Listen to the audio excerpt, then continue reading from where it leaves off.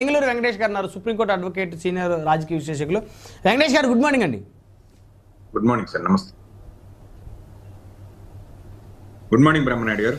ఏంటి వెంకటేష్ గారు, మొత్తానికి ఈ సీన్ మొత్తం చూస్తే ఈ సీన్లో మీకు ఏం క్లారిటీ వచ్చిందని అనుకోవచ్చు? మీరు ఒక అడ్వకేట్గా అన్నీ కూడా అబ్జర్వ్ చేస్తే ముందు ప్రతిపక్ష నేతల మీద, ప్రతిపక్ష పార్టీల అధినేతల మీద జగన్మోహన్ రెడ్డి గారిని అంతమొందించితేనే, లేకపోతే వీరు అధికారంలోకి వచ్చే పరిస్థితి లేదని కూటమి సంబంధించి ఇక్కడ అసలు కృష్ణా జిల్లాలో సైతం, గుంటూరు జిల్లాలో సైతం కూడా జగన్మోహన్ రెడ్డి గారికి వస్తున్న విశేషమైన స్పందన చూసి ఓర్చుకోలేనటువంటి కూటమి పార్టీలకు సంబంధించిన అధినేతలందరూ కలిసి చేశారంటూ ఒక 2 రోజుల పాటు అధికార వైసీపీ పెద్ద ఎత్తున ప్రజలకు తీసుకెళ్ళింది. కానీ అది వారికి, కూటమి నేతలకి, ఆ రాయి విసిరిన వ్యక్తికి సంబంధం లేనిది స్పష్టంగా కనపడుతుంది. ఎవరో ఒక ఆగంతకుడు అని చెప్తూ ఉన్నారు. అసలు అతనికి ఏ విధమైన రాజకీయ బ్యాక్గ్రౌండ్ కానీ అవేం కూడా పోలీసులు అందరికీ నిర్ధారించే పరిస్థితి ఏం లేదు.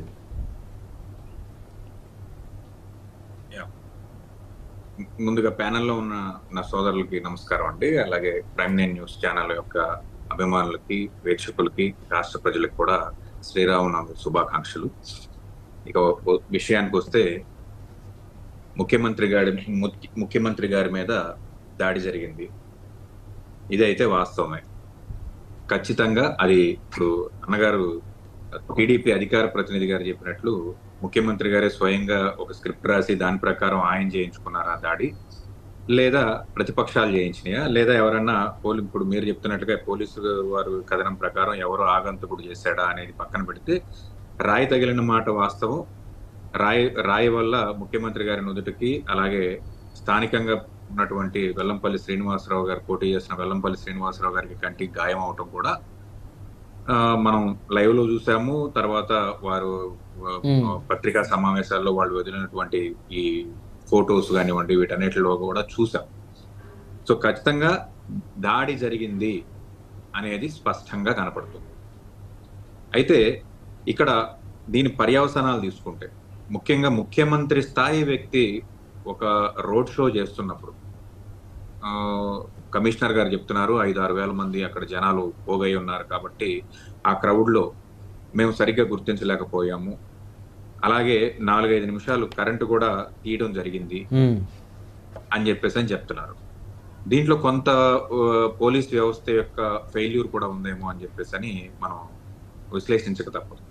ఎందుకంటే ఇవాళ ఉన్నటువంటి ఒక సెన్సిటివ్ వాతావరణంలో ఇలాంటి ఒక సిచ్యువేషన్ ఏదైనా నిజంగా ప్రతిపక్షాలు చేశాయని ఎవరు భావించట్లేదు. కానీ నా వరకు అయితే ఇది ముందు ఒక శాంపుల్ ప్రయోగంగా చేశారేమో అని నేను అనుకుంటున్నాను. ఇప్పుడు ఆ రాయి ప్లేస్ లో ఏ నాటు బాంబో ఉండే పరిస్థితి ఏంటి, ఈ రాష్ట్రం యొక్క పరిస్థితి ఏంటి, జగన్మోహన్ రెడ్డి యొక్క వ్యక్తిగతమైన భద్రత అంటే ఈ రాష్ట్రంలో పోలీసు వ్యవస్థ ఆ విధంగా ఉందా? పరిపాలన అంత వీక్ గా ఉందా? బాంబులు విసిరే అంత పరిస్థితుల్లో ఇంటెలిజెన్స్ వ్యవస్థ గానీ, నిఘా బృందాలు గానీ, ముఖ్యమంత్రి గారి పరిపాలన గానీ అంత దరిద్రంగా ఉందా?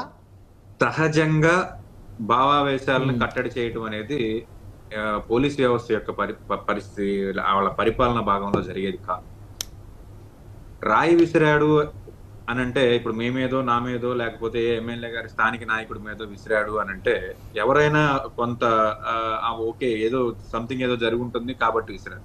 సాక్షాత్తు ముఖ్యమంత్రి గారి మీద రాయి విసిరడం ఏంటి? అక్కడ జగన్మోహన్ రెడ్డి ఉండనివ్వండి, లేకపోతే చంద్రబాబు నాయుడు గారు ఉండనివ్వండి, ఆ స్థాయి వ్యక్తుల మీద రాయి విసిరారు అని అంటే ఒకటి ఇన్సేన్ పర్సన్స్ అన్నా అయి ఉండాలి, లేదా ఏదన్నా ప్రొవోక్ చేసి ఎవరన్నా ఒక ఇది ఫ్యూచర్ లో జరిగేదానికి ఒక ఉదాహరణగా కూడా మనం అనుకోవాలి. దీన్ని బట్టి ఈ రాష్ట్రంలో 3 బలమైన నేతలు, ఒకటి చంద్రబాబు నాయుడు గారు, పవన్ కళ్యాణ్ గారు, అలాగే జగన్మోహన్ రెడ్డి గారు. చంద్రబాబు నాయుడు గారు అలాగే లోకేష్ బాబు గారికి కూడా లేటెస్ట్ గా మొన్న Z+ కేటగిరీ ఇవ్వడం జరిగింది. సో వీళ్ళు కొంతవరకు సెక్యూర్డ్ గా ఉన్నారు. ఈ రోజు ప్రభుత్వం జగన్మోహన్ రెడ్డి నడుపుతున్నాడా, లేకపోతే సెంట్రల్ ఎలక్షన్ కోడ్ వచ్చింది కాబట్టి సెంట్రల్ దాంట్లో ఉంటుందా, ఇవన్నీ కూడా ఒకటి మనం విశ్లేషించాల్సినటువంటి పరిస్థితి. పూర్తి స్థాయిలో భద్రత కల్పించాల్సింది జగన్మోహన్ రెడ్డికి, అలాగే పవన్ కళ్యాణ్ గారికి కూడా. పవన్ కళ్యాణ్ గారు వితౌట్ భద్రతలో తిరుగుతూ ఉంటారు. ఈయనకి కూడా పూర్తి స్థాయిలో భద్రత కల్పించాల్సిన పరిస్థితి ఈ రోజు పోలీసు వారికి నేను విజ్ఞప్తి చేసేది ఏంటంటే, 24 గంటలు మీ కనుసన్నల్లో వీళ్ళ భద్రత ఎలక్షన్ అయ్యే వరకు చూసుకోవాల్సిందిగా విజ్ఞప్తి చేస్తున్నాం. ఇటువంటి సిచ్యువేషన్స్ మన ఎలక్షన్స్ ప్రక్రియలో ఎప్పుడు జరగలేదు. ఈ రాష్ట్రంలో మొదటిసారి. ఒకే ఒక్కసారి చంద్రబాబు నాయుడు గారి మీద క్లైమేర్మెంట్స్ తో దాడి జరిగింది. దాని తర్వాత ఆయన ఎలక్షన్‌కి వెళ్ళటం ఇలాంటి కార్యక్రమాలు జరిగినాయి. అప్పటి నుంచి ఇప్పటి వరకు సాక్షాత్తు ముఖ్యమంత్రి స్థాయి చైర్ మీద ఎప్పుడు కూడా ఇలాంటి దాడులు జరగటం నేనైతే చూడలేదు. కాబట్టి దీని మీద పూర్తిగా అన్నగారు అడిగినట్లు సిబిఐ విచారణ అడుగుతారా? లేకపోతే ఇంటెలిజెన్స్ వైఫల్యం అంటారా? ఖచ్చితంగా దీని మీద విచారణ జరగాలి.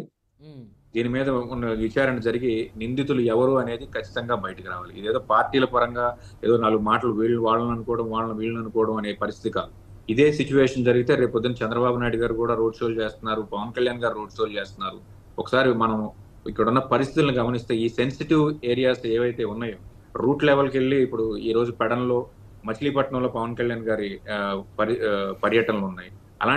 అలాంటి చోట నిజంగా సెక్యూరిటీ ఇవ్వడం చాలా కష్టం.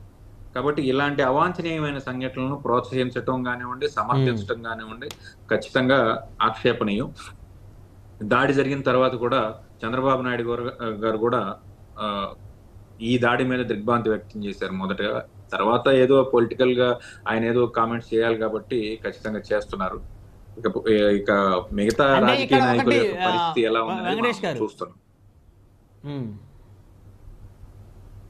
అందరూ విచారాన్ని వ్యక్తం చేశారు. కాకపోతే ఎక్కడ మళ్ళీ రివర్స్ మాట్లాడిన పరిస్థితి ఎక్కడ ఉందంటే, ఎప్పుడైతే అధికార పార్టీ సంబంధించిన నాయకులు జగన్మోహన్ రెడ్డి గారిని ఆయన ప్రభంజనాన్ని తట్టుకోలేక మళ్ళీ ఆయన ముఖ్యమంత్రి అవబోతా ఉన్నారో దాన్ని చూడలేక ఓరవలేక ఆయన ఎలాగైనా అడ్డుకోవాలనే ఉద్దేశంతో ఆయన భౌతికంగా దూరం చేయాలనేటువంటి కార్యక్రమంలో భాగంగా ఈ విధమైన చర్యలు పాల్పడుతున్నారనేటువంటి మాటలు ఎప్పుడైతే పబ్లిక్లోకి మాట్లాడటం మొదలు పెట్టారో అప్పుడు పవన్ కళ్యాణ్ గారు కానీ చంద్రబాబు నాయుడు గారు కానీ అప్పుడు ఈ రాయికి సంబంధించినటువంటి అంశాల మీద అప్పుడు వారు కామెంట్ చేయటం మొదలు పెట్టారు.